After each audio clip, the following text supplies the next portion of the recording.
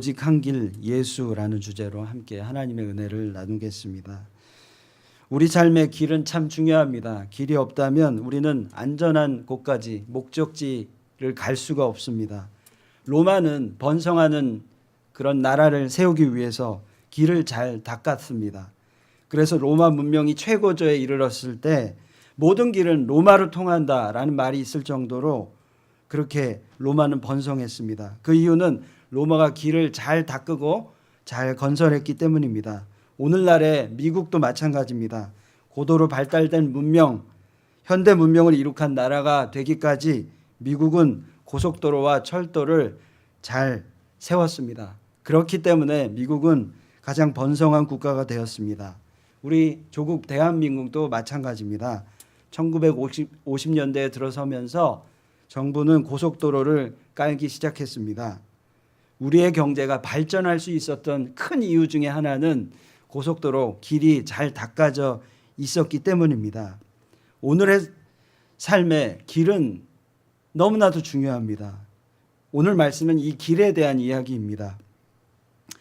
우리가 목적지까지 무사히 안전하게 가기 위해서는 좋은 길, 그 길이 있어야 하고요. 그 길이 잘 열려 있어야 합니다. 성경은 우리의 삶의 목적으로 가기 위한 그 길이 있는데 그 길은 예수 그리스도다라고 우리에게 이야기해 주고 있습니다. 오늘 말씀을 보시겠습니다. 사도들에게 성령이 임했어요. 성령의 운동 중에 그 사도 중 베드로와 요한이 안진뱅이를 일으키는 예수의 이름으로 일어나 걸으라 라고 선포했고 그것을 통해 안진뱅이가 일어나는 기적이 일어났습니다.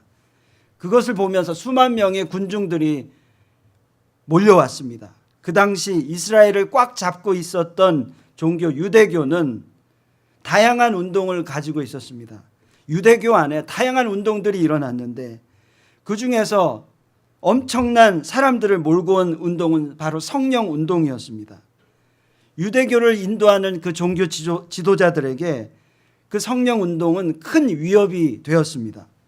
유대교의 사내들인 공회, 제사장, 사두개인들은 이렇게 강력해진 성령의 운동에 위협을 느꼈습니다. 이 운동을 잠재워야 했습니다. 왜냐하면 이 운동이 자신들의 자리를 위태롭게 한다는 그 두려움 때문이었습니다. 심각한 영향을 줄 수 있다라는 그 두려움 때문에 이 운동을 잠재워야 된다라고 생각했어요. 이 배경을 우리가 잘 알고 있으면 왜 그 유대교인들이 사두개인들 사내들인 이 사람들이 왜 기적을 일으키는 베드로와 요한을 사도들을 붙잡고 공격하고 핍박했는지 우리가 이해를 하게 됩니다. 4장 7절의 후반부에 보면 이 유대교 사람들, 이 많은 리더들은 사도들에게 이렇게 말했습니다. 7절 후반부에 보면 너희가 무슨 권세와 누구의 이름으로 이 일을 행하느냐? 너희가 무슨 권세와 누구의 이름으로 이 기적을 행하느냐라고 따지는 거죠. 그들의 이 공격적인 질문에 성령 충만과 확신으로 가득 찬 베드로가 10절에 이렇게 대답합니다. 우리 10절은 같이 한번 읽어보겠습니다. 시작. 너희와 모든 이스라엘 백성들은 알라. 너희가 십자가에 못 박고 하나님이 죽은 자 가운데서 살리신 나사렛 예수 그리스도의 이름으로 이 사람이 강건하게 되어 너희 앞에 섰느니라. 그들의 공격적인 질문에 아주 정확한 명제로 정의로 이야기했죠. 나사렛 예수 그리스도의 이름으로 이 사람, 이 안진뱅이가 건강하게 일어나게 되었다라고 그렇게 담대하게 이야기했습니다. 예수 그리스도의 이름으로 안진뱅이가 회복된 거죠. 건강하게 되었습니다. 오늘 말씀은 그 후에 이어서 베드로가 소개하는 그 예수 그리스도, 그 사람을 일으켜 세우신 그 예수 그리스도가 누군지를 소개하는 내용입니다. 오늘 이 말씀 두 절을 통해서 우리가 마음에 꼭 기억해야 할 두 가지를 우리 가슴속에 새겼으면 좋겠습니다.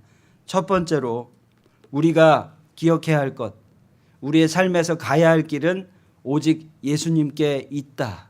우리가 가야 할 길은 오직 예수님께 있다라는 진리입니다.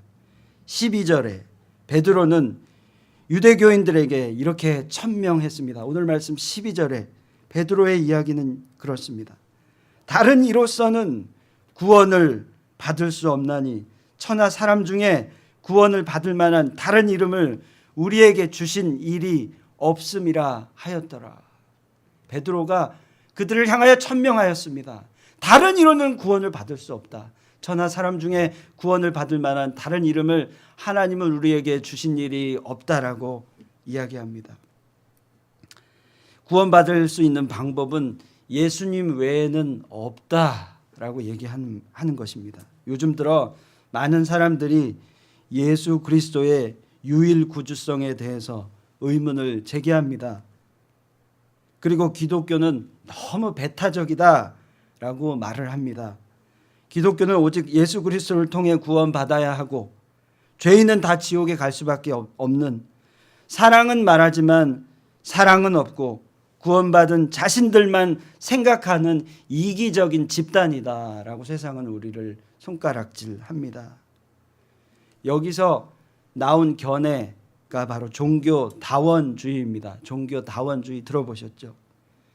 이 견해의 대표적인 학자 존 힉은 이렇게 이야기했습니다. 모든 종교는 하나의 진리이신 신이 각기 다른 문화적인 배경을 따라서 다르게 표현된 현상에 불과하다, 이렇게 얘기했습니다.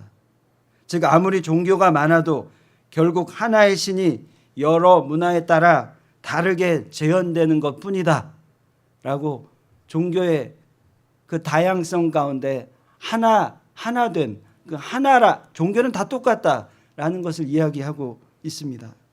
하지만 과연 그럴까요? 예수님이 문화에 따라 다르게 재현되었다면, 그냥 한 성자 중에 한 사람이었다면 예수님을 재현하는 이 성경은 문화의 필요에 따라 왜곡되고 그리고 그냥 예수님이 신성화된 그런 기록일 뿐일까요? 저는요, 우리 모두가, 우리 성도 여러분 모두가, 우리 크리스찬 모두가 이들의 이 말에 심각하게 스스로를 고민하면서 확실한 답을 찾아야 한다고 생각합니다. 여러분, 그들의 그 질문에 확실한 답이 있으십니까? 예수는 역사다라는 책이 있습니다. Case for Jesus Christ라는 책이 있는데요. 예수님에 대해 정말 더욱더 알길 원하신다면, 예수님에 대해서 의문을 가지고 계신다면 저는 꼭 이 책을 읽어보라 권하고 싶습니다. 예수는 역사다. Case for Jesus Christ.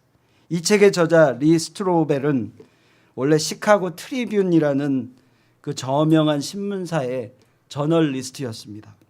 그는 예일대 출신이고 탁월한 언론인이었고 그는 아주 냉철하게 그리고 교회에 대한 적대감으로 가득 찬 무신론자였습니다. 그는 그의 아내가 어느 날 갑자기 독실한 크리스찬이 되고 나서 그 아내를 뺏긴 것 같은 그 마음 때문에 그 신앙에서 빼어내기 위해 예수의 허구성을 연구하기로 작정하게 되었습니다. 먼저는 그 예수에 대해서 각 분야의 지식을 섭렵했습니다. 의문점들을 다 모아서 철저히 정리하였습니다. 그리고 유명한 학자들을 선별해서 그들을 인터뷰하고 그들의 이야기에 잘못된 점을 지적하려고, 그 허구성을 증명하려고 그 일을 시작하였습니다.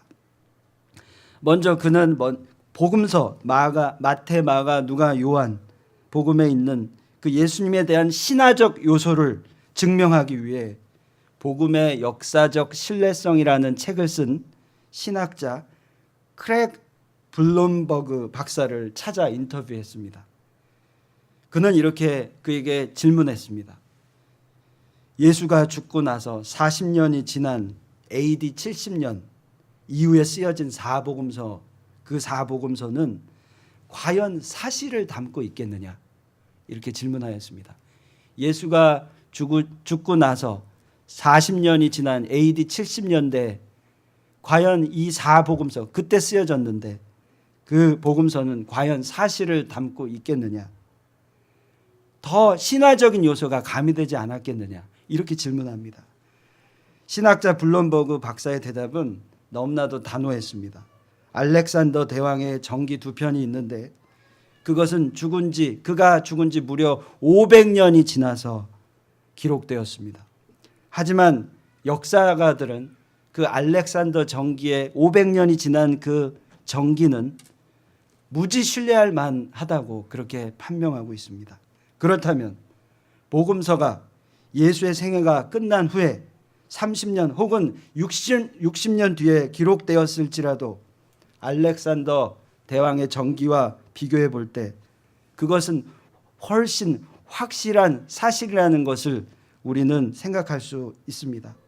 만약에 예수님이 죽고 나서 40년 뒤에 그것이 잘못 신화로 쓰여지기 시작했다면 40년밖에 지나지 않았기 때문에 충분히 그것의 잘못됨을 비판할 수 있는 수많은 사람들이 있었다라는 것이죠. 그러니 그 당신의 질문은 잘못됐습니다 라고 이야기하였습니다. 사랑하는 여러분, 혹시 우리가 예수에 대해서 의문을 가지고 있고 의심하고 있다면 혹시 이런 건 아닐까요? 혹시 우리는 우리 차원에서 이해할 수 없는 그 예수의 정기가 신화라고 믿고 싶은 게 아닐까요? 우리 차원에서 이해할 수 없는 그런 일들이 기적이 일어났는데 그것은 신화다라고 믿고 싶은 건 아닐까요? 예, 그렇게 생각할 수 있습니다. 우리가 왜 예수님의 그 하나님의 기적을 이해하지 못할까요?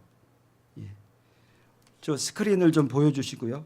개미, 바퀴벌레, 메뚜기의 그림, 스크린에 제가 준비를 했는데요. 이 그림은요, 창조과학회 김명은 교수님이 강의를 하시는 가운데 제가 발췌한 그런 그림입니다. 저기 보면 개미가 있죠. 개미는 한 줄로 이렇게 앞으로 나아갈 수 있습니다. 개미는 1차원입니다. 한 줄 면적이라는 개념이 없습니다. 한 줄로만 갑니다. 바퀴벌레 2번 바퀴벌레는요. 그러나 이렇게 지그재그로 갑니다. 바퀴벌레는 면적이라는 개념이 있어요. 한 줄로만 가지 않습니다. 그리고 메뚜기는 더 차원이 커서 이렇게 점프하면서 앞으로 나아갑니다. 면적 이상의 공간이라는 개념이 있어요. 이 새 개미와 바퀴벌레와 메뚜기를 보면서 우리의 삶을 한번 생각해 볼 필요가 있습니다. 기적이란 우리가 존재하는 세상에서는 증명할 수가 없어요. 그러나 보다 차원이 높은 세상에서는 과학적으로 이해될 수 있는 것일 수도 있습니다. 자, 1차원 일직선으로 가는 개미는요, 일직선으로밖에 가지 못하기 때문에 저기 보면 A라는 그 공간이 있죠. 1과 2가 만나는 그 지점에서 바퀴벌레를 보면 이건 기적인 거예요. 그리고 사라져요. 한 줄로밖에 볼 수가 없어요. 그리고 B 지점에서 바퀴벌레가 다시 나타나요. 그럼 기적이 되는 겁니다. 그것은 1차원적인 삶을 살고 있기 때문이죠. 근데 바퀴벌레 입장에서 메뚜기를 보면 그건 또 기적이에요. 지그재그로 면적의 개념으로 이렇게 다니고 있는데 메뚜기는 점프하잖아요. 그래서 만나는 지점은 기적인 거예요. 그리고 그 외의 것은 보지 못해요. 마찬가지죠. 우리의 삶에 빗대어 생각해 본다면 우리가 기적으로 인정하지 못하고 의문을 가지고 있다면 그것은 우리의 삶의 차원 안에만 있기 때문인 거죠. 개미의 차원, 바퀴벌레의 차원, 메뚜기의 차원 안에만 있기 때문에 그 이상을 보지 못하는 거죠. 이런 관점에서 볼 때 예수님의 기적은 우리 차원에서는 비과학적이고 비합리적인 것처럼 보이지만 우리 차원을 뛰어넘는 세계에서는 지극히 합리적이며 과학적일 수 있다라는 것입니다. 사랑하는 여러분, 우리 모두는요 지금 어떤 차원에서 살아가고 있습니까? 혹시 합리적이고 이상적인 생각 그 안에 갇혀서 예수님이 믿어지지 않고 기적이 받아들여지지 않는다면, 그것 때문에 고민하신다면 우리의 믿음의 차원이 확장되기를 간절히 저는 기도합니다. 우리의 생각의 틀이 깨어져야 해요. 예수님은 우리의 구원자라고 성경은 이야기합니다. 수많은 기적을 일으키셨어요.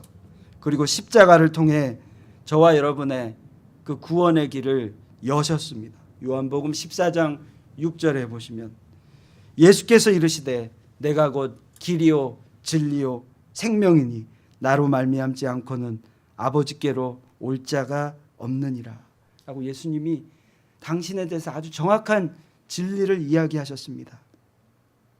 예수님이 길이라 말씀하셨어요. 이 길을 가야 우리는 구원을 얻을 수 있습니다. 세상이 이야기하는 여러 가지 길 중에 하나로 갈 때 구원을 얻는 것이 아니라 다른 길은 없다라고 얘기하십니다. 구원의 다른 방법은 없습니다. 지극히 이성적인 것은요, 우리에게 또 다른 편견을 불러일으킵니다. 우리는 우리가 가지고 있는 생각 안에 갇히는 것이 아니라, 편견이 아니라 진리를 붙들어야 합니다. 진리는 오직 예수님께 있다라고 성경은 우리에게 이야기합니다. 또 우리가 기억해야 할 두 번째는요, 우리는 예수님이 행하신 겸손과 헌신을 우선으로 살아야 한다라는 것입니다. 우리는 예수님이 행하신 겸손과 헌신을 우선으로 살아야 합니다. 11절에 베드로가 이렇게 얘기합니다. 11절 보시면 이 예수는 너희 건축자들의 버린 돌로서 집 모퉁이의 머릿돌이 되었느니라. 건축자들의 버린 돌이 집 모퉁이의 머릿돌이 되었다라고 베드로 이야기합니다. 그의 말대로 예수님은 건축자들이 더 이상 필요 없게 된 돌처럼 버려지고 말았다라는 것을 우리가 생각해 볼 수 있습니다. 사람들이 예수님을 볼 때 예수님은요, 각자의 삶을 위해 쌓아 올린 건물에 필요한 세상의 그런 돌의 모습이 아니었어요. 그래서 버림받은 거죠. 이미 아무 힘없이 십자가의 죽음을 맞이하는 그를 보면서 사람들은 그를 버렸습니다. 더 이상 그는 그들에게 필요한 존재가 아니었습니다. 예수님은 늘 약자, 연약한 자의 편이고 병든 자의 편이고 소외된 자들의 편이었기 때문이죠. 그래서 그들은 버렸습니다. 그러셨기에 베드로는 말씀처럼 그가 건물에 필요한 버린 돌이었지만 그는 건물에 필요한 머릿돌이 되셨다라고 이야기합니다. 오직 예수님의 길을 가는 자, 예수님의 이름 외에 다른 이름을 찾지 않은 자, 그 사람이 꼭 기억해야 할 사실은 예수님은 겸손과 헌신과 사랑의 예수님이셨다라는 사실입니다. 우리가 오늘 꼭 기억해야 할 것은 예수님만이 유일한 길이다라는 사실과 함께 그 유일한 길이라는 그 명제 앞에 우리는 절대 지식이나 무력으로 예수님을 전해서는 안 된다라는 사실입니다. 버려진 돌이 머릿돌이 되셨습니다. 겸손과 헌신과 사랑으로 사역하셨습니다. 그런 본을 보여주셨습니다. 그분을 보면서 진리는 붙들어야 하지만 그 진리를 선포하기 위해서 지식이나 무력을 통해서 진리를 전해서는 안 된다라는 것이죠. 중요한 건 그분의 삶을 따라가야 한다라는 거죠. 겸손과 헌신과 사랑의 삶을 살아야 한다라는 것이죠. 절대 강압이나 폭력을 써서 복음을 나타내지 말아야 합니다. 역사적으로 볼 때 캐톨릭의 십자군 전쟁이라는 가슴 아픈 그런 기록이 있습니다. 확산되는 무슬림을 두려워해서 캐톨릭의 지도자들이 전쟁을 일으켰어요. 그들을 저지하기 위해, 예수 그리스도의 이름으로 그들을 처단하기 위해 전쟁을 일으켰어요. 1차부터 시작해서 9차까지 일어나는 전쟁이었습니다. 무려 200년이나 있었던 전쟁이었습니다. 이슬람 세력을 저지하기 위해서 수많은 영혼들이, 생명이 죽음을 경험했습니다. 그런데요, 그 세력을 확장하기 위해서 시작한 그 전쟁은 역효과만 불러일으켰습니다. 지금도 종교적인 전쟁이 무슬림과 기독교 사이에 일어나고 있어요. 다른 종교 사이에서도 일어나고 있어요. 예수님은 우리에게 본을 보여주시는 분인데 그 예수님이 보여주신 그 본은 우리가 강압적인 말로 전하는 복음이 아니라 성령이 임하는 삶과 능력으로 복음을 전해야 하는데 그것은 겸손과 헌신과 사랑을 통해서 복음을 전해야 된다라는 것 우리에게 알려주고 있습니다. 우리는 믿지 않는 자들, 다른 종교, 우상을 섬기는 자들에게 동일하게 복음을 전해야 해요.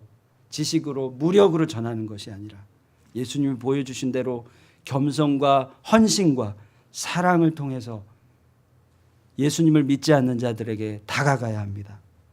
세상의 손가락질, 욕에 대해서 그들에 대해서 대항하여 무력을 쓰거나 힘을 쓰는 것이 아니라 그들을 사랑으로 포용할 수 있는 그 예수님의 사랑이 필요합니다. 세상에 수많은 사람들이 있어요.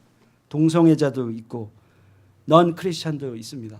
그들을 향하여 복음을 알려주어야 하는데 그것은 힘과 무력이 아니라는 거죠. 바로 사랑이라는 것입니다. 다른 종교는 사랑이 없어요. 그래서 그 사랑에 목말라 하고 있습니다. 우린 그들에게도 복음을 전해야 해요. 지식으로 그들에게 우리는 다가갈 수 없습니다. 우리가 다가갈 수 있는 그 힘은요, 바로 사랑입니다. 사랑을 주는 겁니다. 다 품어주는 거예요. 그들이 지식이 많을지라도 그들은 사랑이 없습니다. 우리에게는 하나님의 사랑이 있어요. 그들을 피하는 것이 아니라 다가가서 하나님의 사랑을 베풀을 때 그들은 목말라 있던 사랑을 느끼게 되고 하나님께 돌아오게 되는 것입니다. 하나님을 찾아오게 됩니다. 진정한 복음의 전달자는 사랑의 전달자입니다. 말씀을 맺겠습니다. 혹시 예수님에 대한 의심과 의문을 가지고 계신다면 그 의문을 여러분이 가지고 있는 그 의문을 증명할 정확한 증거가 있으십니까? 다시 한번 여쭙니다. 여러분이 아직도 예수님에 대해서 의문을 가지고 계신다면 그 가지고 있는 의문을 증명할 증거가 있으십니까? 우리는 증거도 부족한 채 혹시 그냥 예수님을 의심하고 싶은 그런 편견 속에 있는 건 아닐까요? 편견은 무서운 것입니다. 우물 속에 사는 개구리는 우물 속이 전부라고 생각해요. 마치 아까 제가 보여드린 그림처럼 개미처럼 바퀴벌레처럼 메뚜기처럼 자기 차원에서 있는 것이 전부라고 생각합니다. 우물 밖에는 거대한 개울이 있고 수많은 풀들이 있고 먹을거리들이 많이 있지만 우물 안에서는 그것을 볼 수가 없습니다. 저는 우리 모두가 우물 밖의 것을 보는 축복이 있기를 바랍니다. 예수님을 만난다라는 것은 그런 것입니다. 새로운 삶을 살게 되는 것입니다. 과거의 우리의 모습이 아니라 변화된 삶을 살아가는 것이에요. 그래서 기적이 상식이 되는 것이 예수를 믿는 것입니다. 어떤 집사님이 저에게 이런 말씀을 하시더라고요. 어떻게 그렇게 젊은 목사님이 그런 깨달음을 얻을 수 있었나요? 이렇게 물어보세요. 저는 제가 잘났기 때문이 아니라요. 예수님을 만났기 때문에 그 진리를 깨닫게 되었다라고 말씀드리고 싶습니다. 제가 지식이 많기 때문에 그런 것이 아니라 신학을 배웠기 때문이 아니라 예수님을 만났기 때문에 그 진리를 깨달은 것이죠. 진리를 계속 깨달아가는 축복이 저와 여러분에게 가득하기를 간절히 원합니다. 구원의 오직 한 길 예수 그리스도. 그분으로 인하여 차원을 넘어서고 기적을 보면서 그 기쁨을 누리고 세상을 향하여 참된 사랑을 전하는 그런 우리 공동체가 되기를 간절히 소원합니다.